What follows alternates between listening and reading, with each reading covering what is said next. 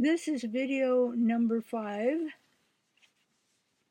The loving wolf hybrid who sits at the right hand and sleeps at the feet of the woman who thinks she is like a giant redwood tree. This vest that I'm wearing is one that I made from quilt pieces. Okay, here is the story of the wolf hybrid. There is a wolf come unto this planet, conceived and born in Albuquerque, raised, that's New Mexico, raised in his cubhood by a loving and sociable mother, wolf hybrid, among brother wolves and sister wolves, who play hard, sleep soundly, and give no quarter at mealtime. The wolf chooses to come to this planet from a place in the universe, far away, perhaps from the solar system of the dog star Sirius. Or is that wolf star Sirius? The wolf chooses to come here, to sit and walk at the right hand and sleep at the feet of the woman who believes she is like a giant redwood tree. It seems strange to him when he is separated from the wolf family and sent to a man who treats him like a different animal, a dog. Dogs and wolves are close, but they are not the same. The wolf is not even sure a dog would like this treatment. Wolves are very, very intelligent and loving and will just look at you like you are crazy if you ask them to do something unreasonable. They are very, very smart and learn very, very quickly. But once they learn, they do things for a reason, not just to be shown off. Wolves are more like your best friend or your partner. They do not depend on you for their security. They can take care of themselves very, very intelligently, thank you. And the best thing you can do is do likewise. When you know that, you've got a dynamite partnership. They can be quite miffed and let you know about it if you treat them disrespectfully, or leave them in a boarding kennel while you run off to have a good time. They may not speak to you or look at you for a day or two after you come back. After all, what did you enlist their services for if not to be your companion and protector of your dreams? And so, within a couple of days, when the man takes the intelligent and loving wolf back to his wolf mother, wolf brothers and wolf sisters, complaining that he is not a very good dog, Wolf is relieved. Wolf had been whacked with a noisy but harmless newspaper several times and tried very hard to listen to long lectures using unfamiliar words like naughty, carpet, couch, behavior, dog food, T-bone steak, our dinner, laundry room, stupid, and so on. The wolf is only a few weeks old. How many words did you know at that age? And did your folks shut you outside in the backyard at that age? Or hit you with a rolled-up newspaper? The wolf is thoughtful. He does not immediately join his wolf brothers and wolf sisters. He sits up straight and looks up at the dog wolf star in the night sky. It seems to give him reassurance that a mistake has just been corrected, that will not be repeated. He tries a cub howl. Ooh.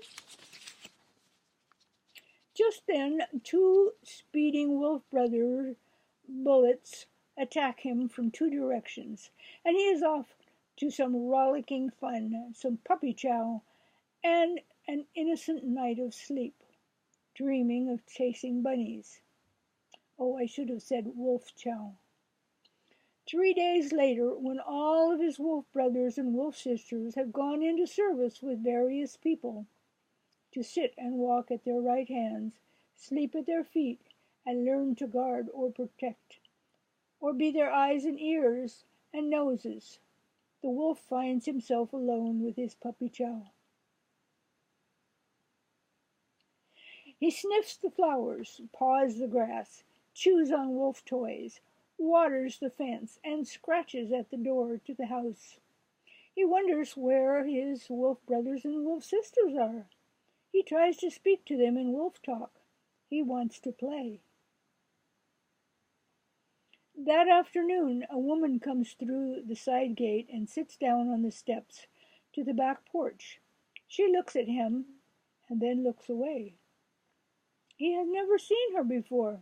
She smells different from anyone else. He walks around her at a little distance to see if she has one of those noisy rolled-up newspapers. Apparently not. Her right arm, draped across her knee, is relaxed and still, and leaning on her other hand, she doesn't seem to notice him at all. The wolf tries to smell her right hand from a little distance, but she still doesn't move. He reaches closer and puts his nose right on her fingers. He licks her fingers to taste what sort of things she touches. Seems healthy enough. Uh-oh, she has children. And she smells like flowers, and food, and books, and fresh baked bread. She feels soft. The wolf puts one foot and then another in her lap and looks at her face. He wants to smell more of her. She looks at him now and talks. She breathes on the wolf. From dog, wolf star, Sirius, solar system. The wolf wags his tail and reaches even closer to taste her face and smell her hair. She touches his coat and murmurs sounds and breathes on the wolf. He talks to her in wolf noises. She gives him a real name, the wolf who chooses to sit at the right hand and sleep at the feet of the woman who believes she is like a giant redwood tree. WOOFY for short. It is a lot of words for him, but it feels like home and doesn't seem to demand anything unreasonable, either of his great loving intelligence or of his tender age.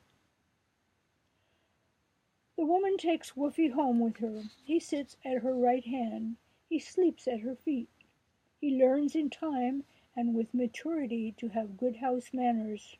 The woman discovers that it is a very humbling experience to see WOOFY water one of her best and favorite paintings.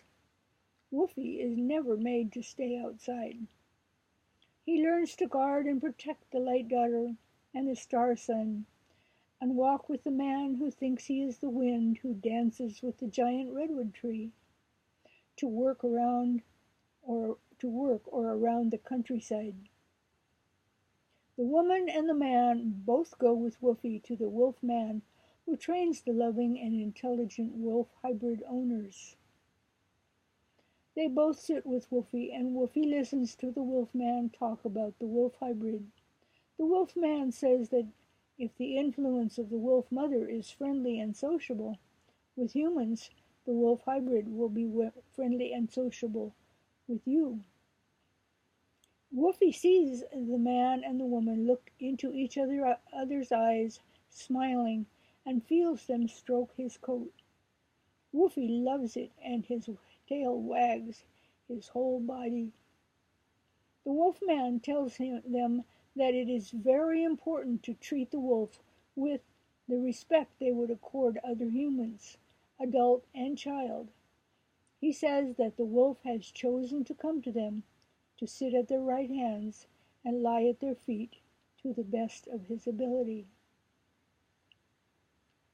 He says that if the wolf is treated inconsistently, abused, or spoken to thoughtlessly, he cannot be the best gift to them and that he is capable of. The wolf man tells them that the wolf will do reasonable things to please the humans, but will not repeatedly go through exercises just for their own sake. The wolf learns very fast and doesn't appreciate being treated as if he is stupid. Once he learns what you want him to do, he will do it when it is reasonable. The wolf learns very fast and doesn't appreciate being treated as if he is stupid. Oops, I just read that. The wolf will think you are crazy if you expect him to do parlor tricks or demonstrate his ability to merely follow human orders without a good reason. The wolfman suggests that if they have any questions about their goals and ability to treat Woofy fairly and be happy with him, that he will give them an exercise. Woofy hears the wolfman ask that they close their eyes and imagine that they are floating into the future 1 year. He asks them to picture themselves with a grown-up Woofy who is happy and healthy, doesn't chase cars or water oil paintings, walks well at their right or left, growls when something threatens, sits easy when reassured that it is okay, and sleeps at their feet. Woofy hears as the wolfman asks them to see Woofy, who devotes himself to them and whom they are very proud of, from inside themselves. Woofy listens as the wolfman asks them to see themselves with Woofy, who chose to come to them from the dog wolf star Sirius, from outside themselves, looking at how all three of them interact together.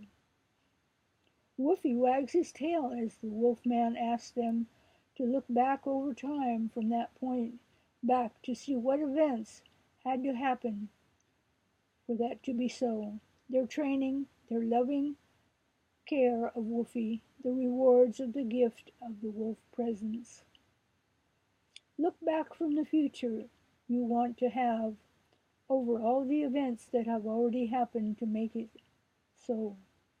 Come back to now, and now we will begin to make it so.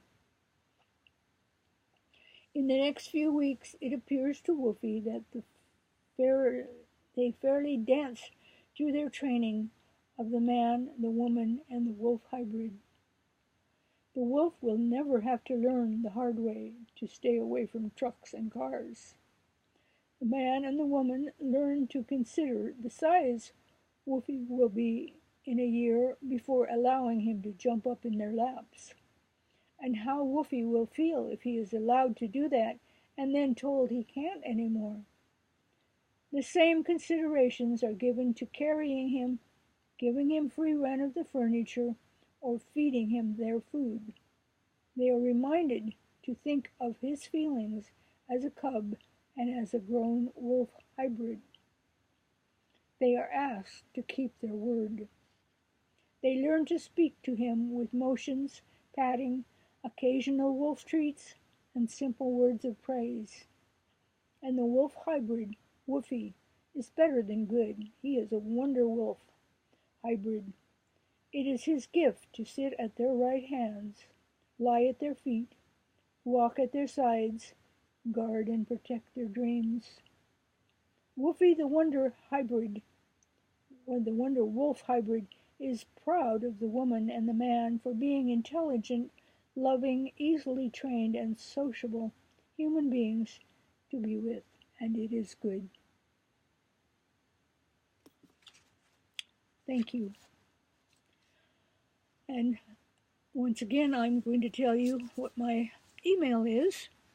If you want a copy of this story, it is MomJane10@yahoo.com. Oh, and I would also like to tell you that the